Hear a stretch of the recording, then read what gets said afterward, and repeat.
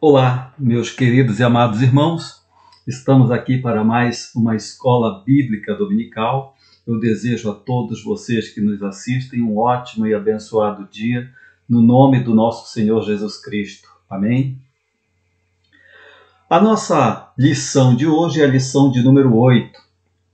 Eu saliento que a lição de número 9 foi ministrada pelo professor Lauro, em virtude de alguns problemas técnicos que eu tive aqui com o equipamento de gravação.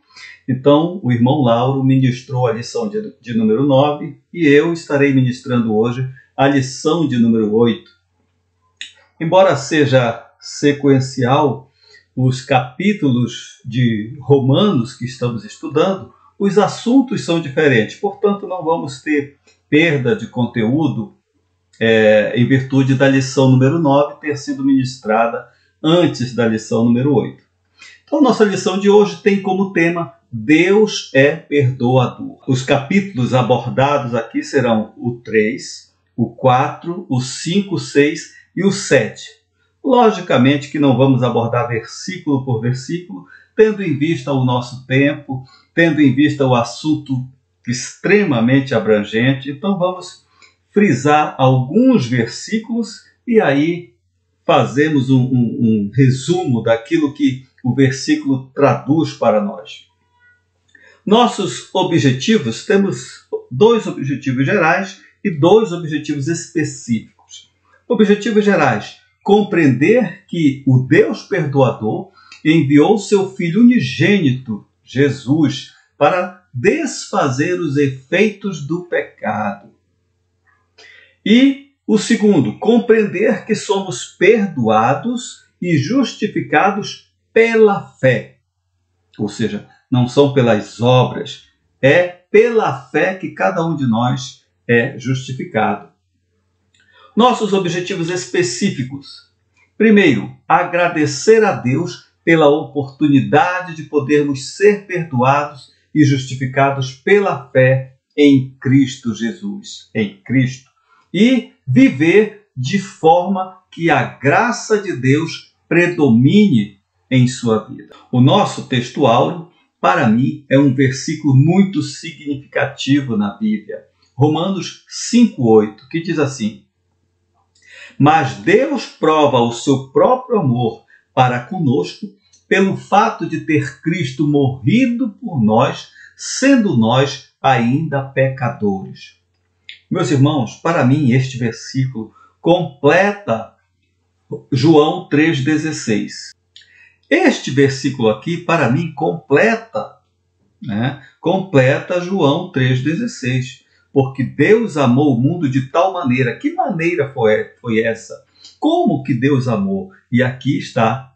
Mas Deus prova o seu próprio amor para conosco pelo fato de ter Cristo morrido na cruz por nós, sendo nós ainda pecadores.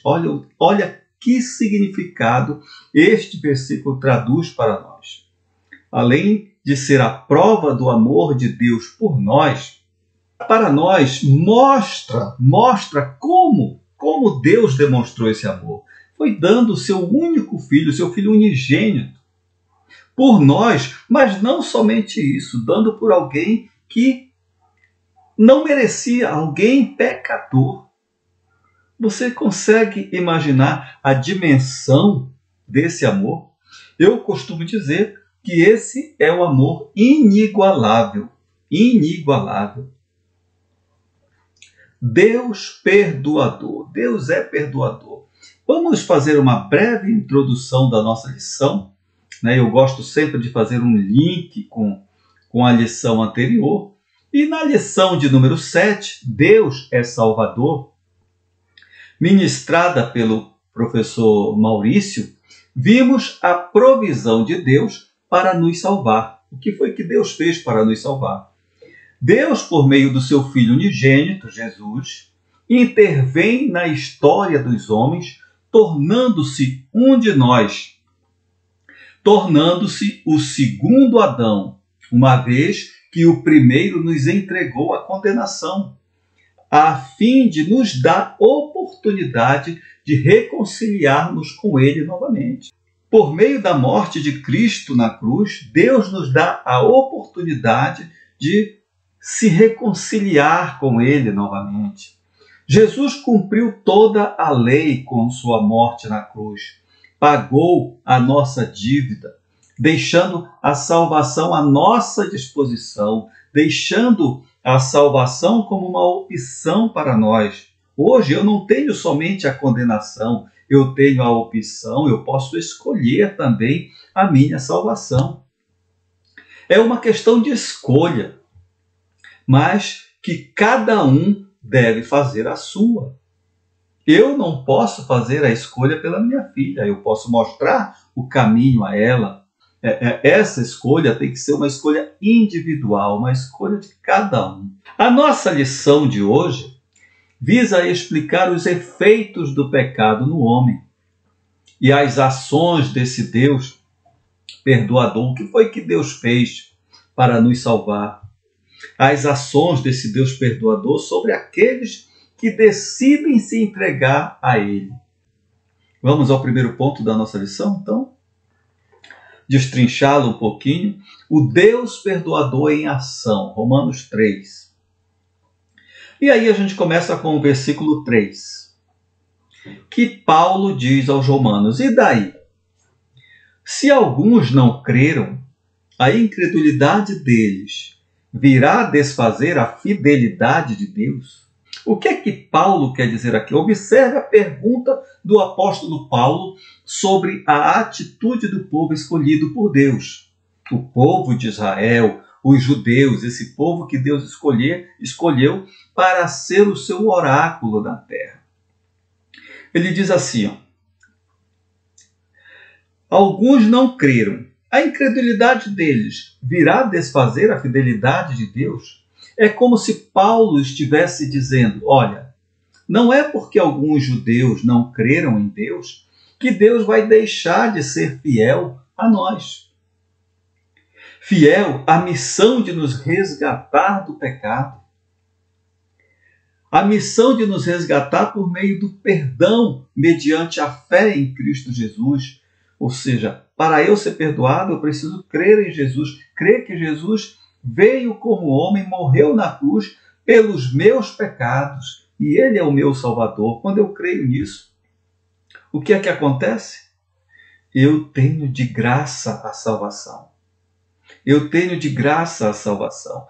Essa minha salvação já foi paga. Meus pecados já estão perdoados. Bastando para isso eu crer que Deus veio e morreu por mim, morreu em meu lugar, foi o sacrifício perfeito.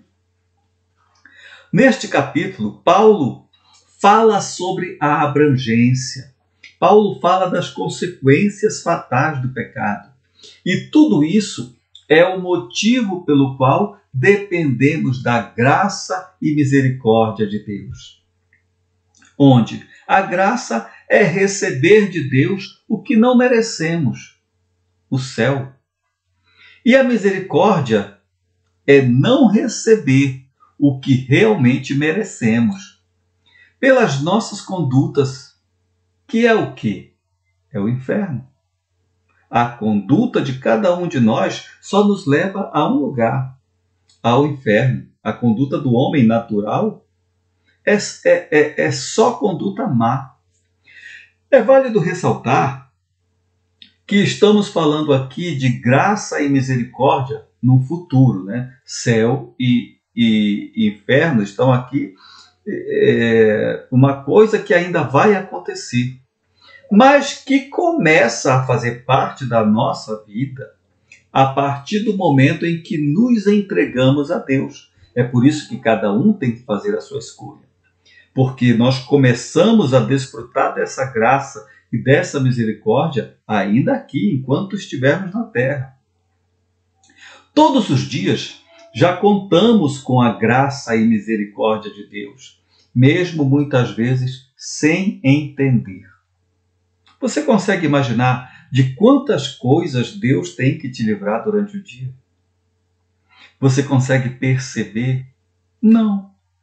Mas Deus tem te livrado de muitas circunstâncias ruins que deveriam acontecer, que poderiam acontecer com você, não acontece porque Deus intervém. A sua graça e misericórdia não permite que o mal te alcance, que o mal nos alcance. Veja que grandiosidade. Então nós quando nos entregamos a Deus, já passamos a desfrutar dessa graça e misericórdia.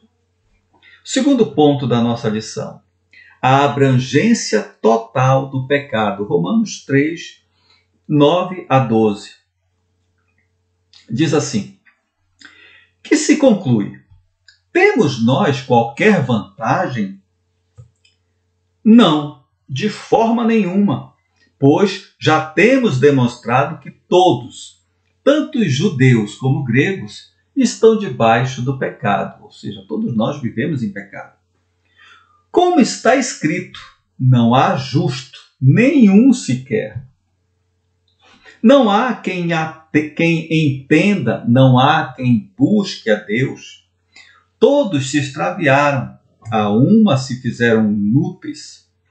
Não há quem faça o bem, não há nenhum sequer.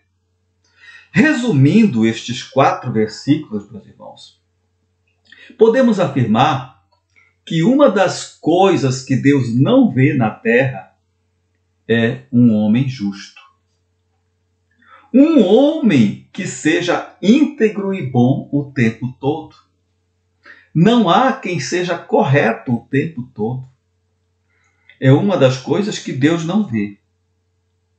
E, irmão Alcher, quais são as outras coisas que Deus não vê? Deus não vê um outro Deus além dele.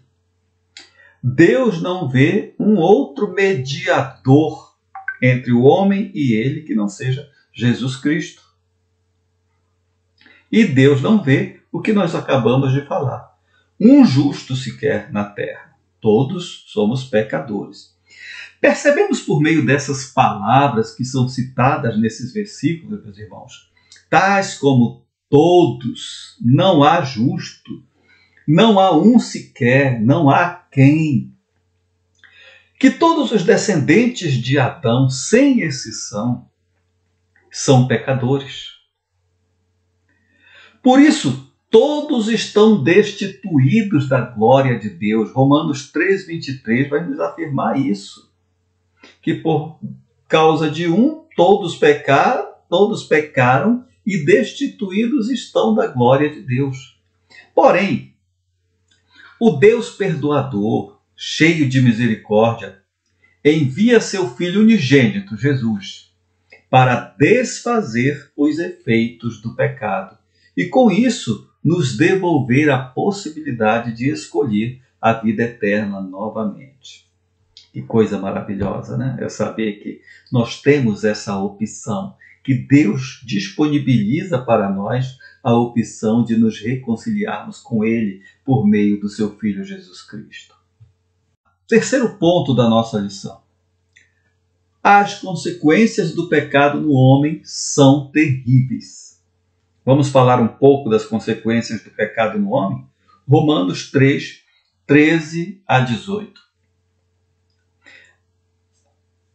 Eu coloquei aí apenas do 14 ao 18, mas eu vou citar aqui o 13 também, porque já começa dizendo que, ele fala assim, a garganta deles é sepulcro aberto. Isso é no 13, tá, gente? Quem está com a sua Bíblia aberta pode acompanhar aí, que Paulo fala aos romanos o seguinte, a garganta deles é sepulcro aberto, com a língua urdem engano, veneno de víbora está nos seus lábios. A boca, eles a têm cheio de maldição e de amargura. São os seus pés velozes para derramar sangue. Nos seus caminhos há destruição e miséria. Desconheceram o caminho da paz. Não há temor de Deus diante de seus olhos. De quem Paulo está falando? Paulo está falando de um monstro? De homens psicopatas? Não, meus irmãos. Paulo está falando de nós. Paulo está falando de homens. Uma das mais trágicas consequências do pecado original no homem foi forjar nele uma índole pecaminosa, uma tendência ao mal. Nossos pensamentos, vontades, desejos, ações foram todos comprometidos com o pecado. Existe em cada um de nós uma fábrica de pecados, de maneira que somente um Deus misericordioso e perdoador pode se compadecer de nós e oferecer seu unigênito, Jesus Cristo, para morrer na cruz e nos devolver vida eterna. Só um Deus misericordioso e perdoador. O pecado é alucinógeno. O pecado é envolvente. O pecado nos torna cegos. Ele nos rouba a sensibilidade de percebermos as suas consequências. Outras vezes até percebemos as suas consequências, mas o pecado é tão entorpecedor que faz o homem acreditar que tal consequência nunca acontecerá com ele. Lê do engano, não é? Lê do engano. Pois o mesmo Espírito que o leva a pecar é o mesmo Espírito que trabalhará para tudo ser descoberto. O pecado mata os sonhos, a vida, a família, os negócios e o principal das coisas que o pecado mata, que o pecado intervém, causa no homem, é a separação de Deus. O principal de tudo que o pecado faz o homem perder é a comunhão com Deus. Porque o salário do pecado, o salário natural do pecado é a morte. Mas tudo isso ocorre se não tomarmos nenhuma decisão, pois o Deus perdoador está sempre pronto para nos justificar. Se você tomar a decisão de servir a Deus, o sangue de Jesus te livra do pecado. A palavra de Deus diz que Deus lança o nosso pecado no mar do esquecimento. Você sabe o que é isso? Você ser perdoado por apenas crer na palavra de Deus, crer que Jesus já morreu e já pagou o teu pecado. Sabe o que é isso? Graça. Isso é graça. Isso é misericórdia. Graça, porque recebemos aquilo que não merecemos, que é o céu. E misericórdia, porque não recebemos aquilo que merecemos, que é o inferno. Quarto ponto da nossa lição. Perdoados e justificados pela fé. Romanos 4. Versículo 3, 6 e 13. Depois lemos o 24 e o 25. Pois bem, versículo 3. Pois que diz a Escritura? Abraão creu em Deus e isso lhe foi imputado para a justiça. E é assim também que Davi declara ser bem-aventurado o homem a quem Deus atribui justiça, independentemente de obras.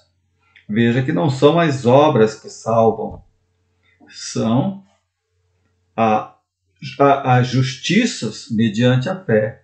A justiça de Deus mediante a fé em Cristo Jesus.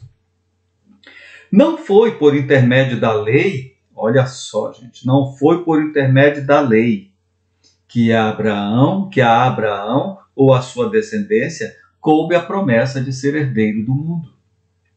Não foi por intermédio da lei que a Abraão ou a sua descendência coube a promessa de ser herdeiro do mundo, e sim mediante a justiça da fé. Mas também por nossa causa, posto que a nós igualmente nos será imputado, a saber, a nós que cremos naquele que ressuscitou dentre os mortos, a Jesus, nosso Deus. Ou seja, se eu crer que Deus o ressuscitou dos mortos, eu também vou ser justificado. O qual foi entregue por causa das nossas transgressões e ressuscitou por causa da nossa justificação. Vamos entender melhor esses versículos. Neste capítulo, Paulo nos assegura que os patriarcas não foram justificados, ou seja, não foram perdoados dos seus pecados por obediência à lei ou por suas obras. Nenhuma das duas salvaria os patriarcas. Nenhuma das duas, nem a lei, nem a obediência à lei, nem as boas obras nos salvam também. A justificação nasceu no coração de um Deus perdoador, que decidiu nos amar de tal maneira que é capaz de perdoar todos os nossos pecados em Jesus Cristo, por meio do sacrifício de Jesus Cristo. Romanos, se não me engano, 10, 9, se não me falha a memória, não é da nossa lição, mas eu vou citar aqui, fala que se com tua boca confessares Jesus como Senhor e no teu coração creres que Deus o ressuscitou dos mortos, serás salvo. É o que nós estamos acabando de explicar aqui. Nós estamos acabando de explicar aqui que não é pela obediência à lei, não são pelas obras, mas a justificação nasceu no coração de Deus. No coração de Deus. E bastando para isso, eu crer que Ele trouxe Jesus ao mundo, colocou Jesus ao mundo como homem para morrer na cruz, mas Ele não está morto, Ele está ressurreto, Ele está no meio de nós, Jesus Cristo. Se eu crer nisso, que Ele morreu, mas ressuscitou, e é o meu Salvador, então eu também serei salvo. Eu também estou salvo.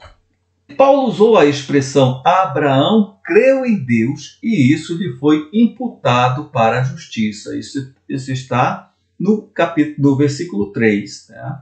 Significando que Deus justificou Abraão pela sua fé, pois Abraão creu na palavra de Deus e saiu da sua parentela e foi para uma terra desconhecida, confiando na promessa de Deus. Ele não conhecia aquela terra, ele não sabia o que tinha lá, se ia ter trabalho para ele ou não, mas ele creu na promessa que ali Deus o sustentaria. Ele foi pela fé. Neste pacto de ir para uma terra prometida e desconhecida, Abraão e nós, ou seja, Abraão, eu e você, temos algo em comum. Nós temos a promessa de vida eterna em um lugar que não conhecemos. A fé de Abraão era mais que um sentimento religioso. Ele se entregou aos desígnios de Deus. Ele foi sem saber o que tinha lá. Isso é o que nós precisamos fazer também, almejar a nossa terra prometida e jamais confiar que as nossas obras são passaporte para uma terra prometida. São passaporte para a eternidade com Deus. As nossas boas obras não são passaporte para uma vida eterna com Deus. Pois ainda que importantes, as nossas obras são importantes. Nossas atitudes de um verdadeiro cristão, elas fazem parte. As nossas boas obras estão contidas nas nossas atitudes. Mas as boas obras não passam de frutos de uma justificação pela fé. Se eu sou justificado, se eu já aceitei Jesus, essas boas obras, elas têm que estar nesse pacote. Elas têm que fazer parte da minha vida. Não condiz que eu seja um cristão, que eu me denomine cristão, e cometa mais ações, mais atitudes constante, né? Não estou dizendo que o homem que aceita Deus deixou de ser pecador. Não. Deus vai sempre ver o homem com tendência ao pecado. Mas nós procuramos nos separar do pecado e vivermos para Deus. E sempre que deslizamos, sempre que pecamos, nós temos um advogado fiel, Jesus Cristo, porque eu já aceitei Ele como Senhor e Salvador da minha vida. Então a justificação é pela fé. Fé em quê? Fé que Cristo morreu na cruz para pagar as nossas dívidas, nos resgatar e nos dar a vida eterna. Essa é a fé que precisamos ter. No ponto 5 da nossa lição, o título é: O Deus Perdoador nos capacita nas tribulações. Meus irmãos, será que nós conseguimos entender isso? Alguém ser feliz nas tribulações? Alguém tirar proveito nas tribulações? O versículo 3 diz assim: E não somente isto, mas também nos gloriamos nas próprias tribulações. Quem é que está feliz nas tribulações? Eu creio que ninguém. Mas Deus diz que nós temos que nos gloriar nas tribulações. Por quê? Sabendo que a tribulação produz perseverança. Olha só, a tribulação produz perseverança. E a perseverança, experiência. E a experiência, esperança. E o versículo 19 diz assim: Porque como pela desobediência de um só homem, muitos se tornaram pecadores, assim também, por meio da obediência de um só homem, muitos se tornaram justos. Vamos explicar o 3 e o 4 primeiramente. Difícil crer que alguém possa gloriar-se nas tribulações, né? Acabei de falar. Será que tem alguém feliz nas tribulações? Creio que não. Mas o apóstolo Paulo apresenta razões para nos gloriarmos nas tribulações. São elas. Elas produzem perseverança. As tribulações produzem perseverança. O que seria isso? Não desistir. Mesmo que tenhamos motivos para desistir, não podemos desistir. Não existe perseverança teórica. Ela é imprescindível. Ela é pedagógica. Ela é um ensinamento que vai nos ensinar na prática e produzir prazer na colheita de seus frutos. Quando estivermos colhendo os frutos desse sofrimento, colhendo os frutos por ter passado por isso, isso vai ser uma colheita prazerosa. Segundo, elas produzem a aprovação e experiência. As tribulações nos proporcionam amadurecimento. Elas nos proporcionam ensinamento, crescimento. Sempre saímos mais fortes e melhores delas. Além disso, após a tribulação, vem o alívio. Então é necessário a gente passar por isso. É necessário você vivenciar, mas aprender com elas. A tribulação também produz esperança. Elas produzem esperança. Quanto mais vivemos neste mundo, mais temos a certeza de que aqui não é nosso lugar. Pois as tribulações forjam em nós a vontade de irmos para casa. Onde é a nossa casa? A terra que Deus prometeu para cada um de nós, o céu. Essa é a nossa casa. Aqui não é o nosso lugar. Paulo diz assim: considero que os sofrimentos do presente não se podem comparar com a glória que será revelada em nós. Romanos 8:18. Esta esperança, meus irmãos, não nos frustra, pois é Deus agindo em nós e por nós. O versículo 19 agora, passamos a explicar o versículo 19, que diz assim: porque, como pela desobediência de um só homem muitos se tornaram pecadores, assim também, por meio da obediência de um só homem, muitos se tornaram justos. Paulo apresenta o primeiro Adão e enfatiza a consequência de sua desobediência. Esse é o Adão que nós conhecemos mesmo, o primeiro Adão, lá da Adão e Eva, né? E as consequências da sua desobediência a Deus, que causou a si e a seus descendentes uma separação de Deus pela transgressão de um único homem, que é esse primeiro Adão. sobreveio terríveis consequências sobre a humanidade. Dentre elas estão as tribulações. Então veja que a tribulação ela é consequência do pecado original. Este mal se instalou no mundo, trazendo sofrimento. Olha só o que trouxe, né? Sofrimento, morte física, morte espiritual, morte eterna. Esta morte decorrente do pecado veio a todos os homens, meus irmãos.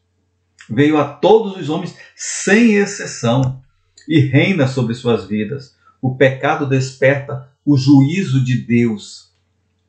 Coloca-nos em rota de colisão com Deus. Nós estamos fadados à total destruição se permanecermos no pecado.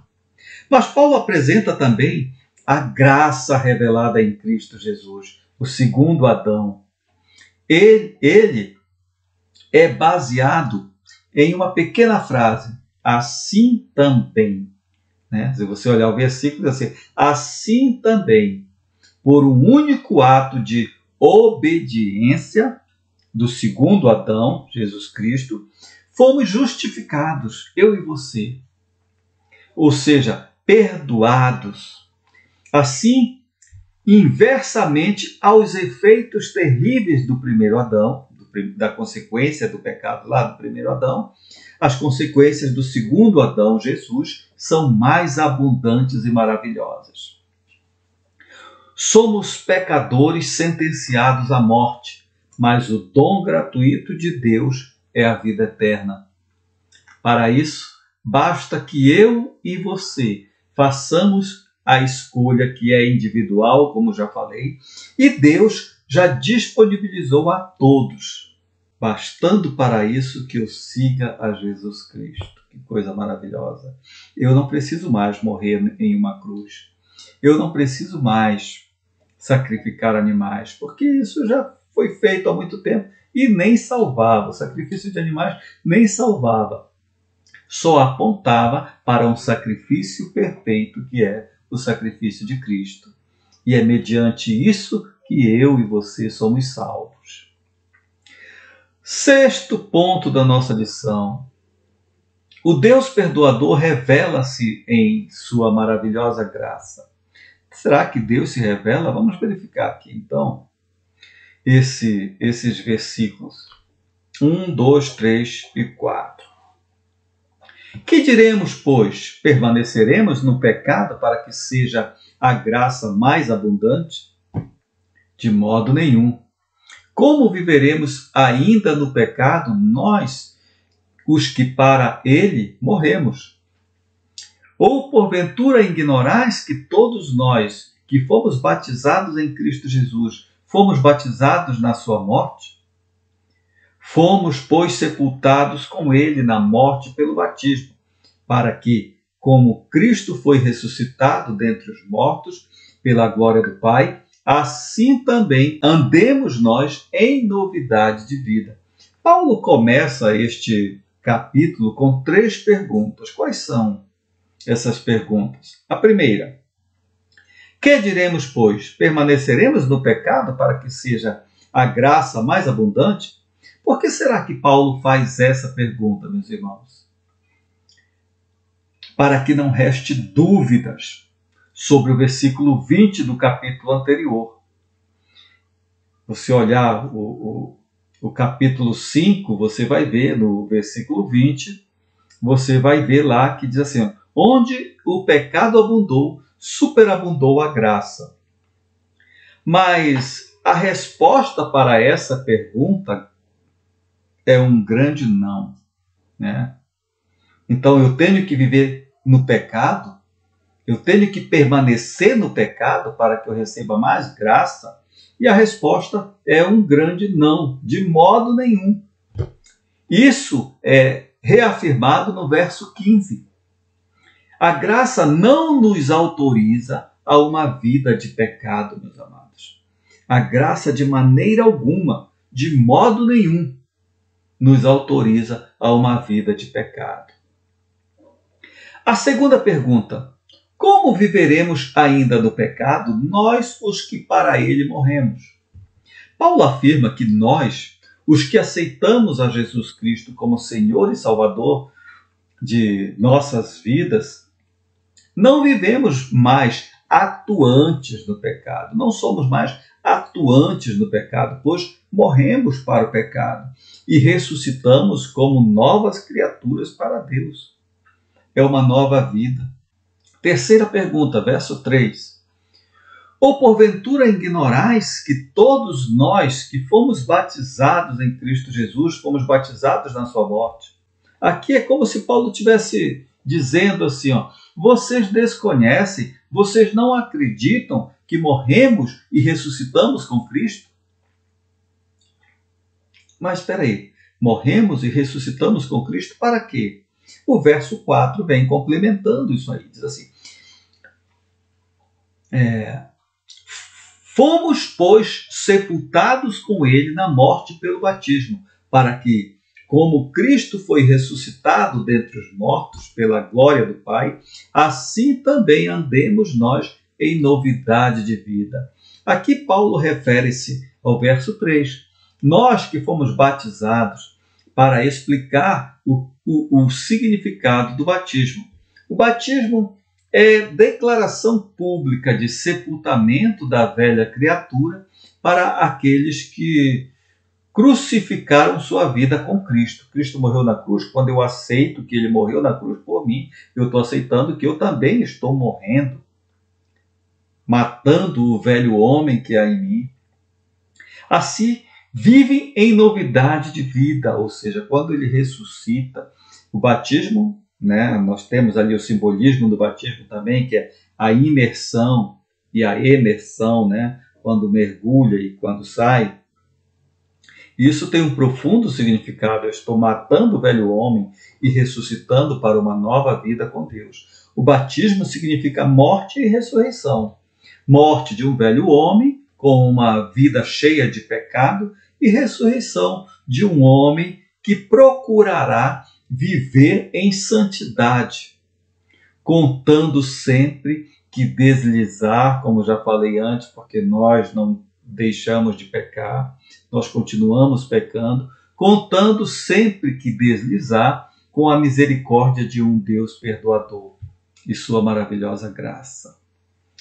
Nunca esqueça disso, meus irmãos. Apesar de você não ser um homem justo, porque você continua pecando, você continua cometendo alguns deslizes, Deus não vê você como justo, você é justificado pelo sangue de Cristo, não é pelo que você faz, não é pela sua obediência à lei. Agora, que você tem que procurar viver dessa forma, viver em santidade, isso você tem. Agora, é lógico que uma vez ou outra você vai deslizar, vai cair. E nesse momento, então, você conta com a graça e a misericórdia de Deus. Maravilhosa graça e misericórdia de Deus. Eu quero concluir este breve estudo citando capítulo 7, verso 19, que diz assim: porque não faço o bem que prefiro, mas o mal que não quero, esse faço. Meus irmãos, a lei não salvou e nunca salvará ninguém por obediência a ela. Porque o único capaz de cumprir toda a lei foi somente o nosso Senhor e Salvador Jesus Cristo.